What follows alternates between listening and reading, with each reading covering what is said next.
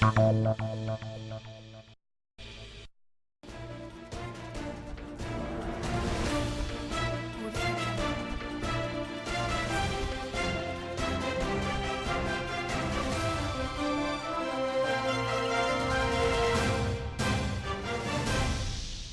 and good evening to you. Welcome to News 360 and it's live. My news up here at Desawe in Kanda. My name is Alfred Kanse. And I'm Natalie Fort. Let's get into the headlines for this evening.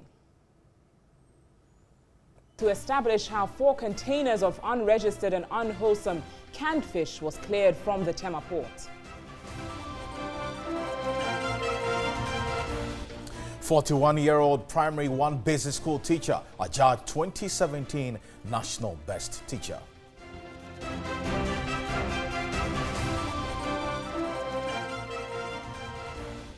Also, first-year students of some senior high schools studying in congested classrooms following high intake of freshers this academic year.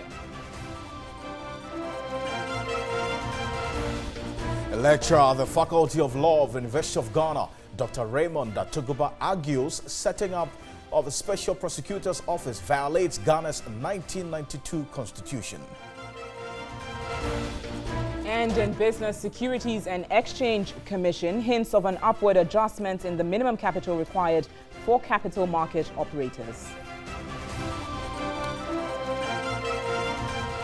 And on international front, Nigeria's Senate launches investigations into alleged financial mismanagement at the state-owned Nigeria National Petroleum Corporation.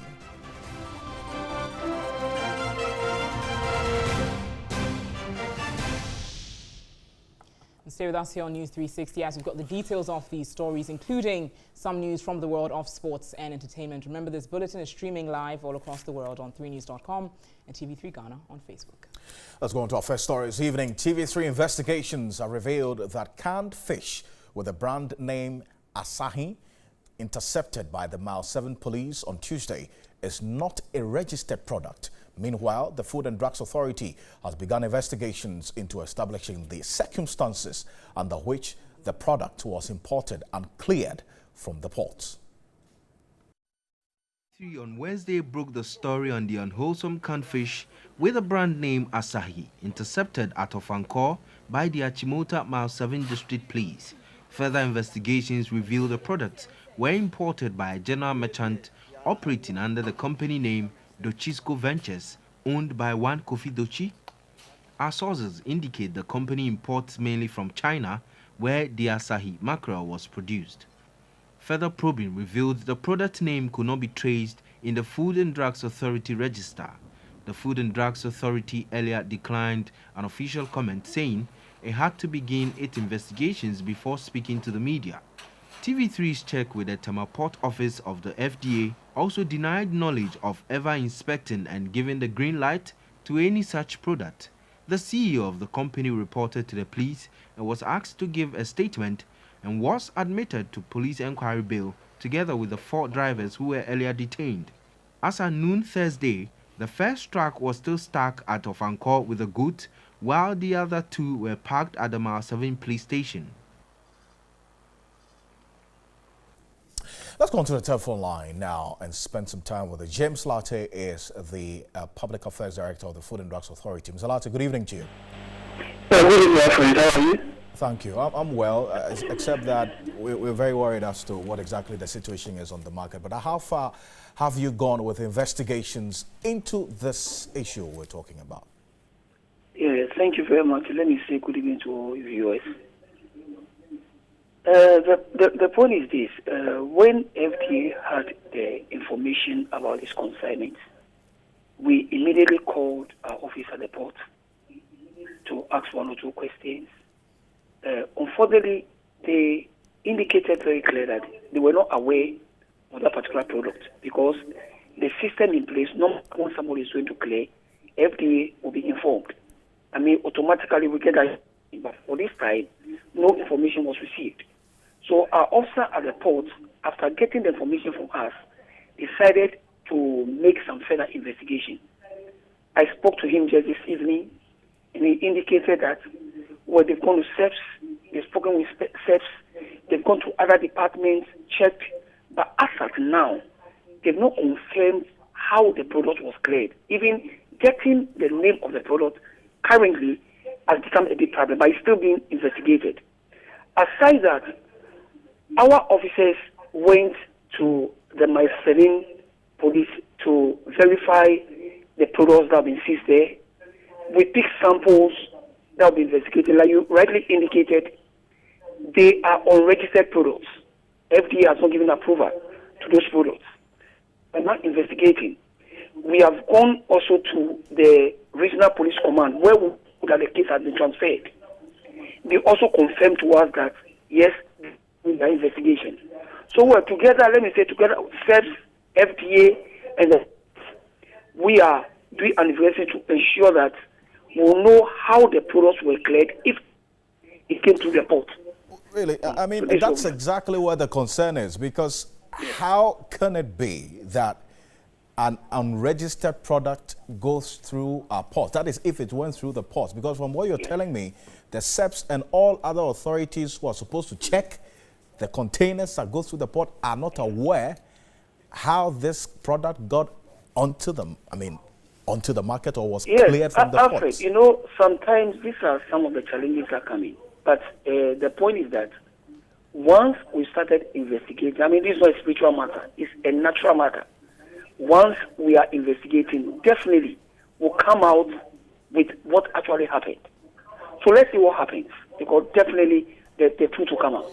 Okay, but let's establish this. Just because this is a public health alert, how sure are we that this unwholesome product or unregistered product is not on the market yet? Because from our checks, one container was cleared. Have you established the content of that container that was cleared, that was empty?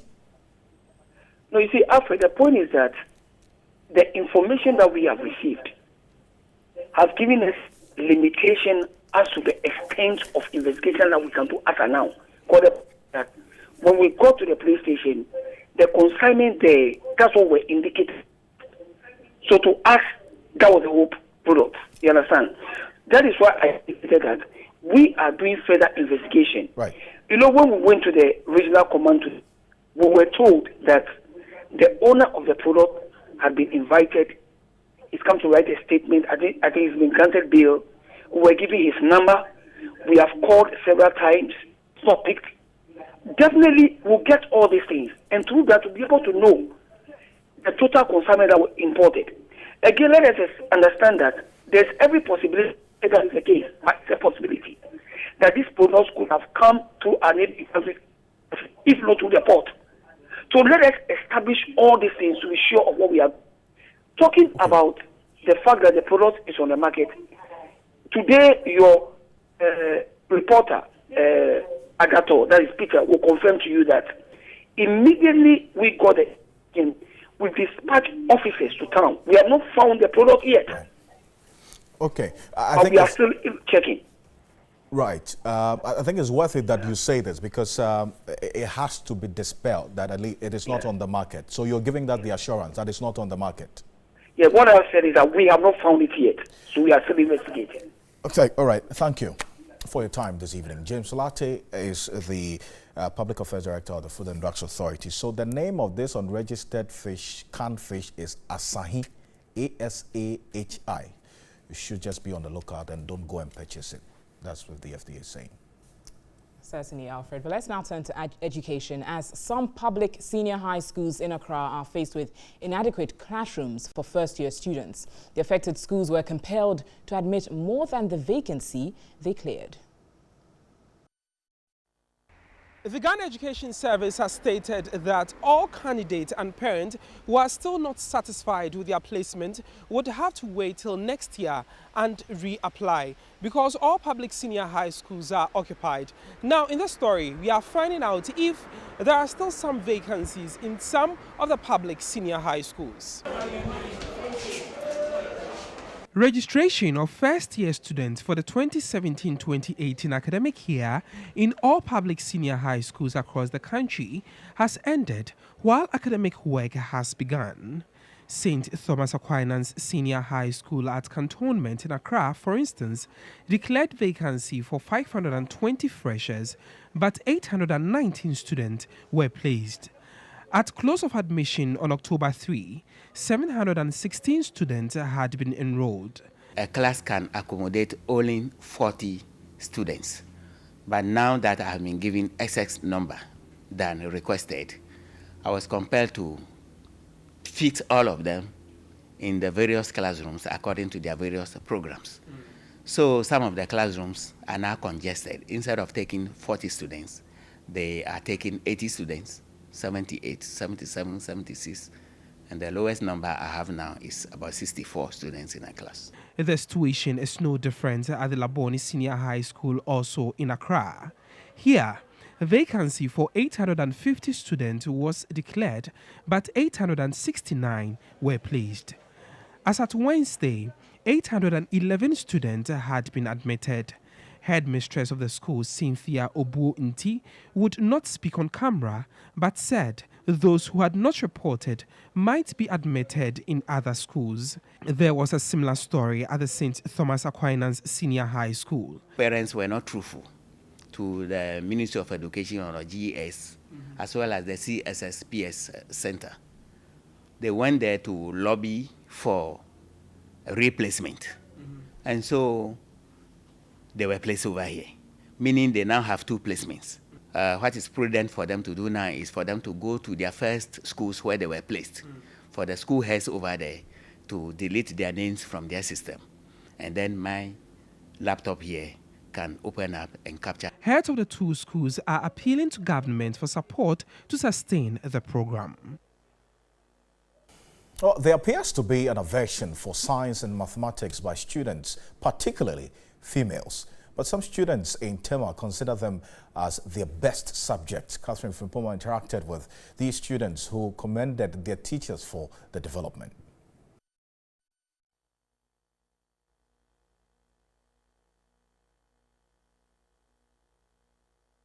The fear of the study of mathematics and science spread through all levels of the education ladder. It is a problem that parents, teachers, and education authorities continue to grapple with. Many have blamed the situation on teachers. Some people become teachers maybe out of default. They don't have anywhere else to turn. So teaching becomes something they turn to. But if you got a teacher who is teaching, because that is what he has chosen to do, you will notice that the work output is higher. Poor incentives and lack of motivation, many argue, are causes too. You ought to give the teacher some kind of respect. I would look at their remuneration. I would look at their comfort. So what do we do in our quest to change the narrative? Myself, I've worked in different companies, but where I have found my satisfaction is with teaching. And so I believe that if you don't have passion in teaching, there's no way you can do any impactation. But these students from the Angels Specialist School International in Tema have a different story. What do you think is making you guys love these subjects that most students hate? For example, like chemistry. She was teaching us the state of matter. Most teachers just say it, but she even made us play a game. Like, she says the material, you have to spot it and bring it to her. Yeah. And the person who gets it gets a reward. In math, I didn't understand, like, maybe adding fractions. Then my teacher helped me understand it better, so now I'm one of the best in math. As Ghana joins the world in celebrating teachers, they spoke of their favorite teachers. My favorite teacher is my economics teacher, Sir Albert Annobel. He really did help me in my English language. I don't have a favorite teacher. All of them are equally good to me. Sir Eugene and Auntie Annette. When I came to the school, I wasn't really that good at maths. And Sir Eugene and Auntie Annette taught me to work fractions. Happy Teachers Day. We love you. Keep doing the good work you're doing. Okay, bye-bye. Happy Teachers Day. Oh, that's so beautiful. I was just waving at them. I know it. It was like we felt part of them. But yeah, it reminds me of those days in Agona Konyako Primary School.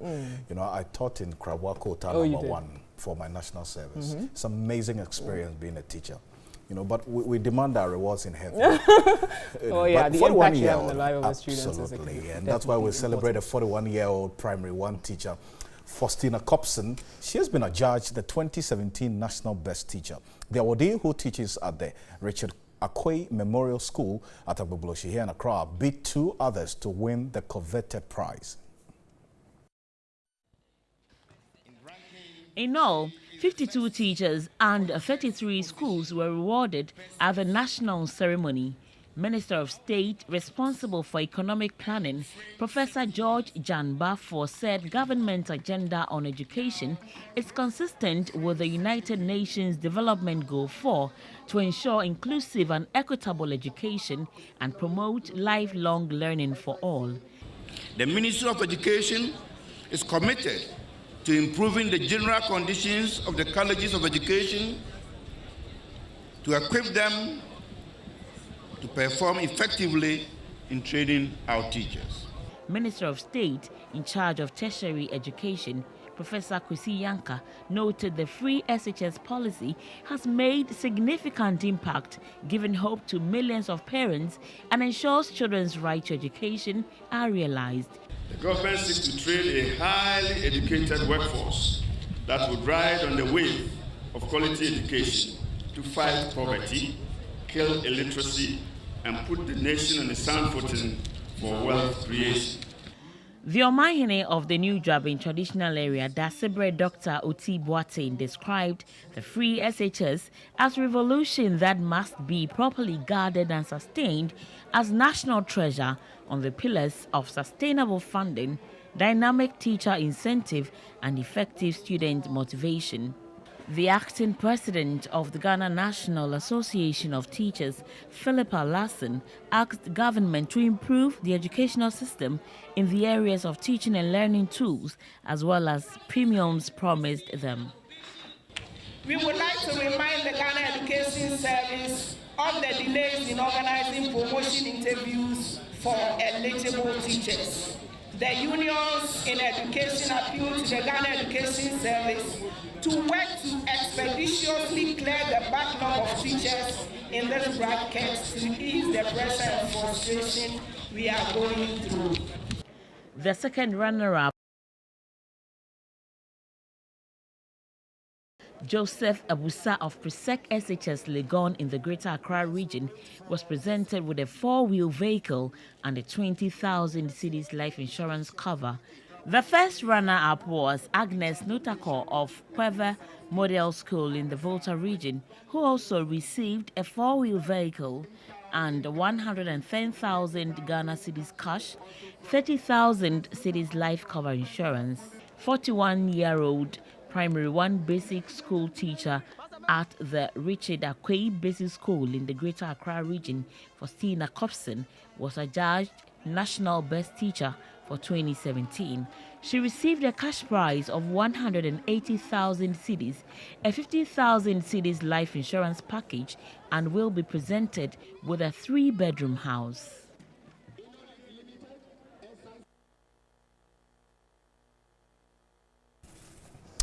Right, so the work of teachers is impeccable, Alfred. I can definitely remember my primary school and high school teachers and the impact they had on me. You can take advantage and say happy teachers Day yes, to them, but they know themselves. Absolutely, Natalie. And at this moment, teachers are demanding their reward on earth and not in heaven. I've been joined via Skype by Peter Anti. He's the National Executive Director of the Institute of Education Studies. Mr. Anti, good evening to you. Thank you very much for your time. Now, it appears that the major component in the education transformation that government is looking at, that's teachers, still have concerns. I mean, Nat earlier talked about lack of promotion for qualified teachers, promotion arrears, salary arrears are still a problem. Find out your thoughts about this. Yeah, thank you. Good evening. I think that it's important we realize that in the in the scheme of things of ensuring quality education, the teacher plays a very critical and important role. And therefore, any government that really want to focus on achieving quality education should put the teacher at the center of its policy. However, we have seen over the years that teachers have not had the kind of attention that they needed. They need to get as a group of people who really are supposed to be at the frontier of our national development.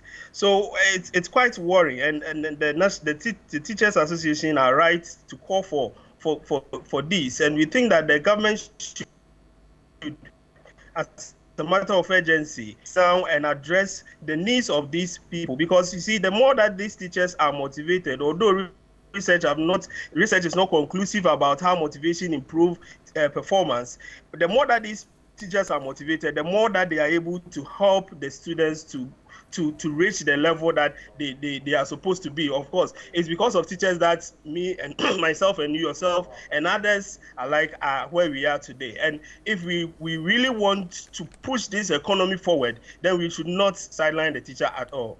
Should we have seen government address these teething problems that teachers have before going ahead with the major educational policies and transformations we've seen?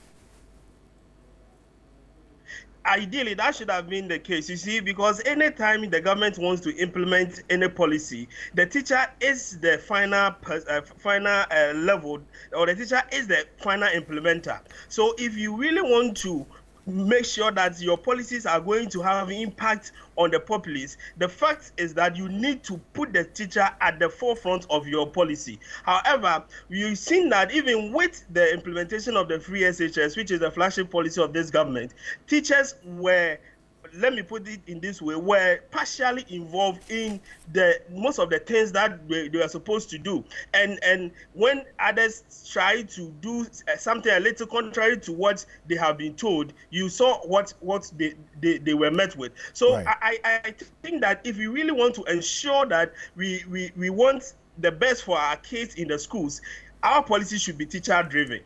Thank you for your time this evening. I'm grateful. Peter Anti is the National Executive Director of the Institute of Energy Security. In other news this evening, a lecturer at the Faculty of Law of the University of Ghana, Dr. Raymond Atuguba, says the setting up of the Special Prosecutor's Office will violate the 1992 Constitution. At a public forum on good governance, he argued setting up the office will alter the country's constitution, which gives pro-sectorial powers to the Attorney General. The Special Prosecutor Bill proposed by the Akufo-Addo-led government is to allow the prosecution of corrupt public officials by the proposed new office. Government withdrew the Prosecutor Bill from Parliament when the minority challenged the procedure at which the bill was laid, claiming it was unconstitutional. At a public forum in Accra, law lecturer at the University of Ghana, Dr. Raymond Atuguba, noted the setting up of the office would breach the country's foremost law, the Constitution. Absent an amendment of the Constitution, there is no iota of prosecutorial powers left anywhere to be given to anybody. And so Parliament itself is constitutionally constrained from giving prosecutorial powers to an independent special prosecutor, because Parliament cannot do that. Those powers have already been vested in one woman. On the free senior high school policy, he noted it must be synonymous with quality. The issue of quality, not just quantity, was hotly publicly debated as we launched the free SHS program. The question that should concern us is whether Parliament scrutinized the policy well enough before the executive decided to roll it out. Majority Leader and Minister for Public Affairs, Oseche Mensah-Bonsu, called for select committees of Parliament to be well-resourced to enhance their performance. By far, the most structured method of oversight of the executive is the parliamentary committees. It is axiomatic that a parliament is as strong as its committees make it. So you want to look at how committees in parliament are structured. Other speakers at the forum agreed parliamentary work is largely constrained by an overbearing majority. President Akufo-Addo has assured the people of Ghana that the resources and wealth of the nation will not find its way into his pocket, but will be used for the rapid development of the country. The president was speaking at Deba in Bolgatanga as part of his tour of the 3 regions of the north.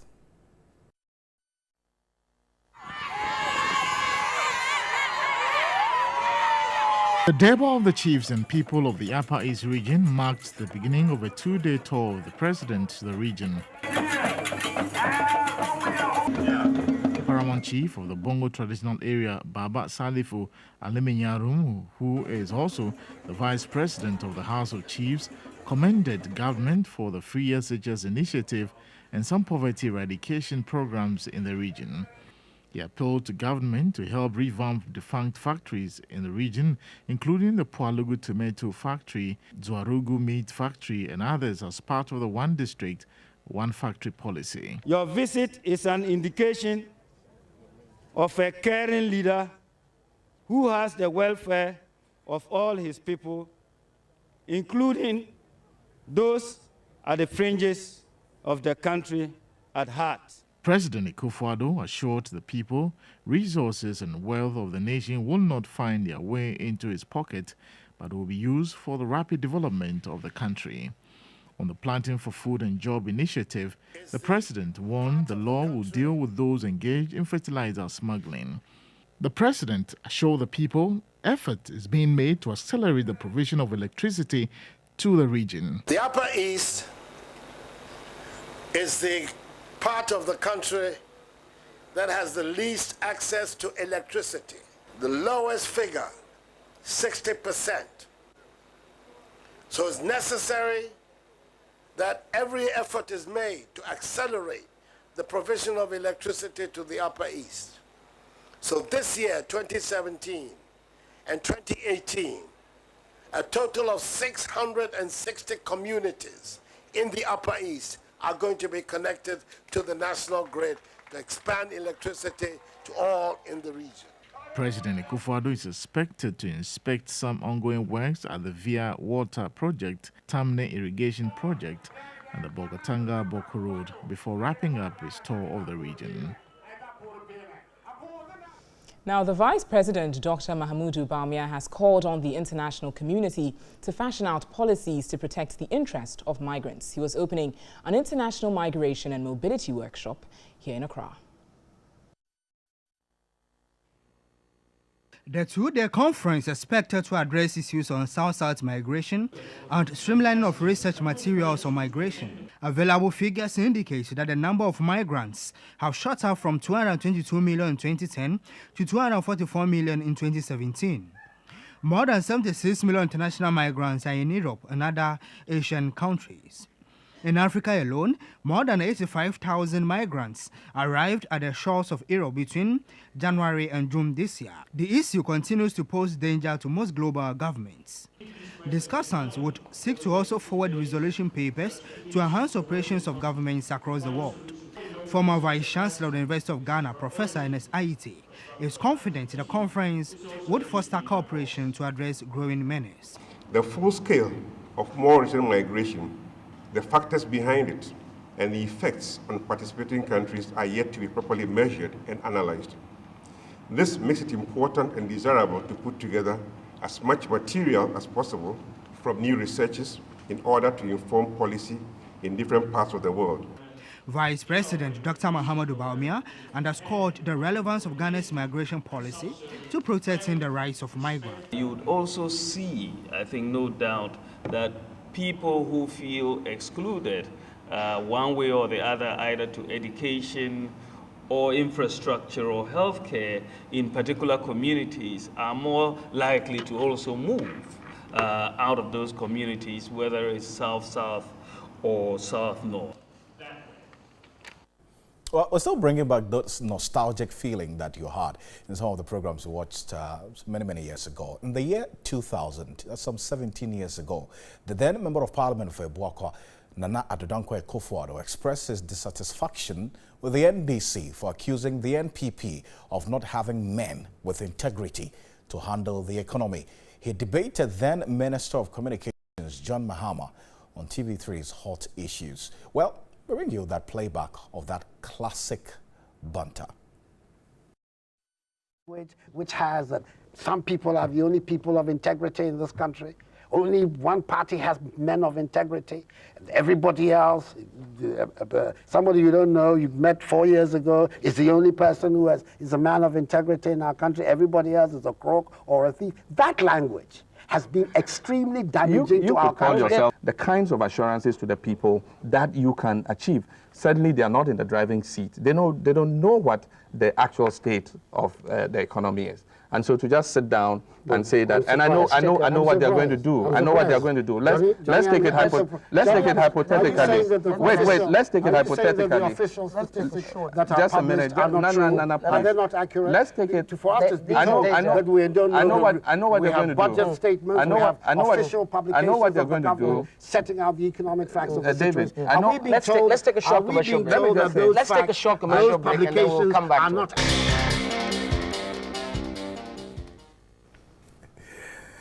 Well, amazing, isn't it? Well, so this was 17 years ago. Do you notice any change in their language? I mean, they still speak the same. Just look a little older, but still classic. But yeah, remember, this is just going down memory lane as a part of our 20th anniversary here at TV3. But on Saturday at 1 p.m., the full version of the interview will be aired here on TV3. So keep that in mind on hot issues. At 1 p.m. on Saturday. We'll be back shortly with some more stories and business to stay.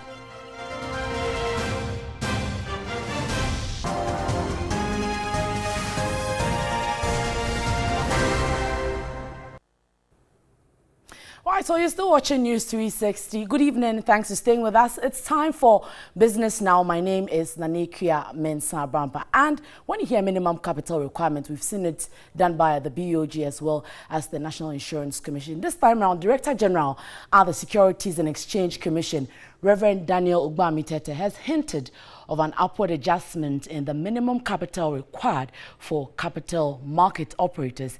He was speaking at this year's World Investor Week in Accra, and the current minimum capital required for operators is pegged at 100,000 Ghana cedis.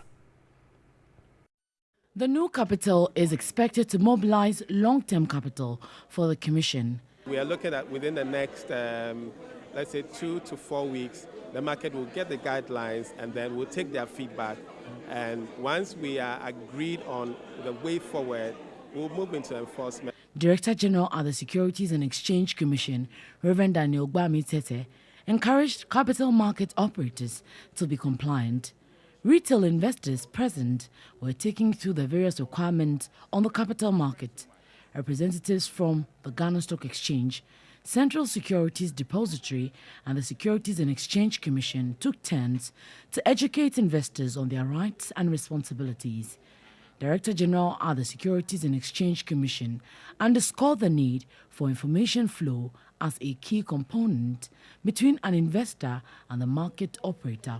At this seminar, you heard, if you like, some of the old school people complaining about too much reliance on the digital approach to disseminating information. I think it's a question of striking a right balance. Good morning. Now to some more, and Kunlun Ghana Limited, a Chinese herbal company, has launched Mr. Q, a herbal medicine to improve erectile dysfunction in men. Now, the formulated food supplement also has the ability to enhance libido in both men and women.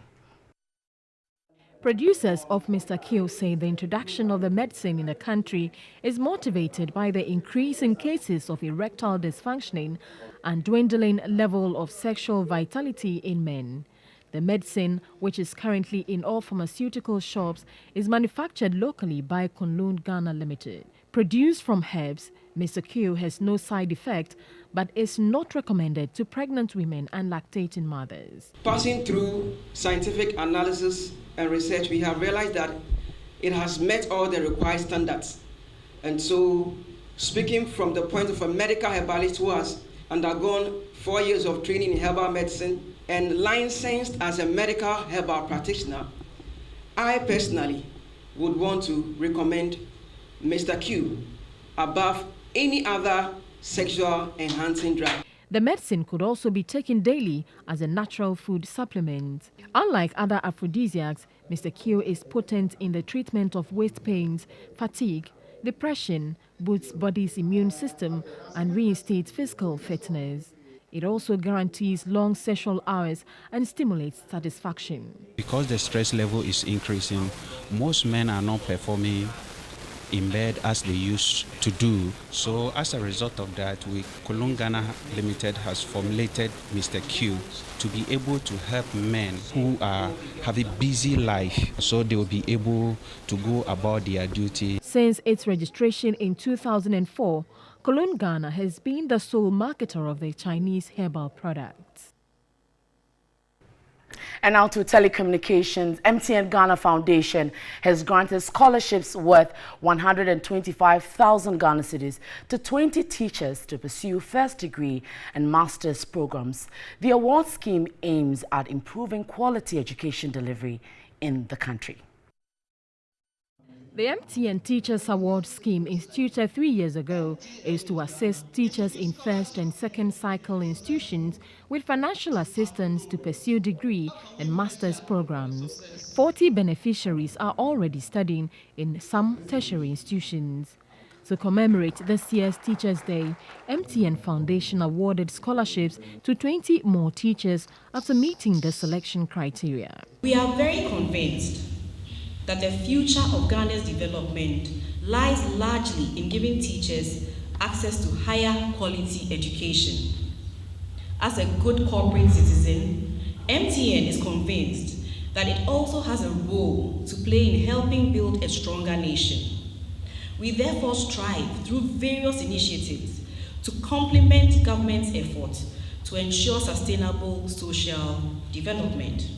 Beneficiaries were grateful for the gesture. We hope not to disappoint you, but to utilize the intention it is meant for, that is to deliver in our various schools professionally, to unleash the potential in our students and make them better people in Ghana. For a telecommunications network to have this initiative, I would want to say a big thank you to MTN for having this intention and wanting to develop the country through the teacher.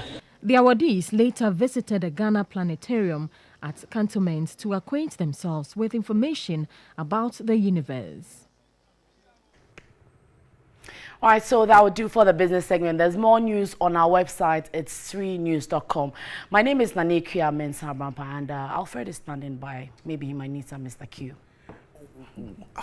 I can't believe this. My word, Nanekia. But thank you anyway for that recommendation. But the Amasaman Divisional Police have begun investigations into an attempted murder at Nsakina on Thursday. The male victim, whose name was given only as Awoche, was reportedly attacked in his room around 1:30 Thursday afternoon by 4 men. The 4 assailants reportedly told the victim they were contracted by a man who claimed he was having an amorous relationship with his wife. The assailant allegedly taped the victim's mouth to prevent him from shouting and cut off his manhood, together with the scrotum, and escaped. Screams from Awoche attracted residents who rushed him to the Amasaman Municipal Hospital. Awoche was eventually referred to the Greater Accra Regional Hospital, where he is currently on admission. A report was made to the Amasaman Divisional Police, which is yet to make any arrest.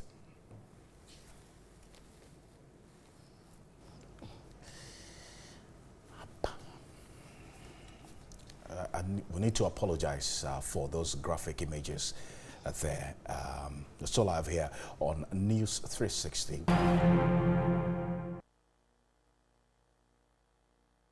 Hi, good evening, and it's time to bring you all the latest in the world of sports right here on News 360. My name is Thea Winyan, and I'm glad to serve you. But let's start off with the Black Starlets, and they will begin the Under-17 tournament in India tomorrow against Colombia. The Ghana Under-17 team will be part of 8 teams taking part in the opening day of the tournament in the Asian country. Host India will take on USA. New Zealand will play against Turkey. Paraguay will also kick off their campaign against African side Mali. Pakwesi Fabian will be hoping to start this tournament on a high.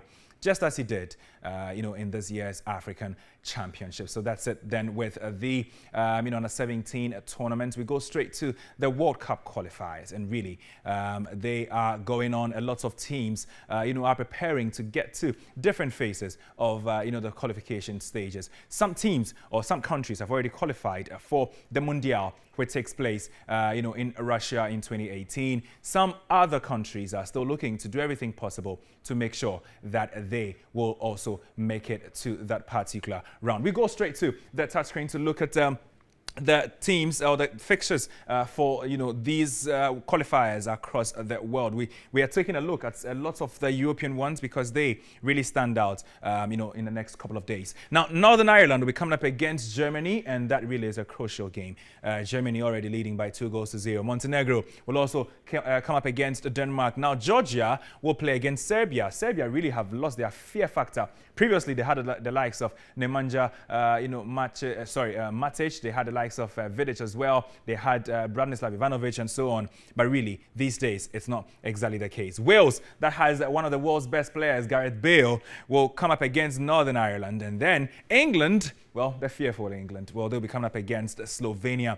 Venezuela, these are the South American qualifier that you should take note of. Now, Venezuela against Uruguay, Peru against Argentina. Argentina really are hanging by a thread in that all-robbing round, league in South America. They need to win this. They need the 3 points. Lionel Messi and co will be working their magic. Chile against Ecuador, Paraguay against Colombia. So that's it then when it comes to the World Cup qualifiers then. But over to, Africa, and the Black Stars have touched down in Uganda, and that is ahead of their clash with the host in the World Cup qualifier. Remember, that game is going to be played in Kampala.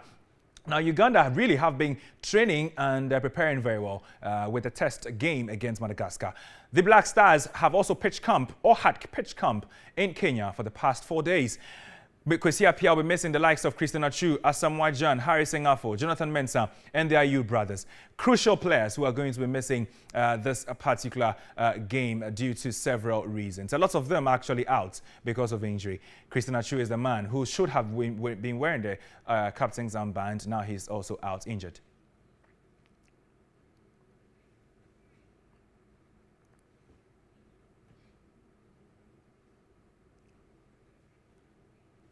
We remain then on the African continent, and this is some, interesting news. If you're working on any trade, please make sure you do it well, because right after it, it will not be just retirement. You'll be retiring really well. Kolo Toure has been appointed as part of the coaching staff for the Ivory Coast senior national team.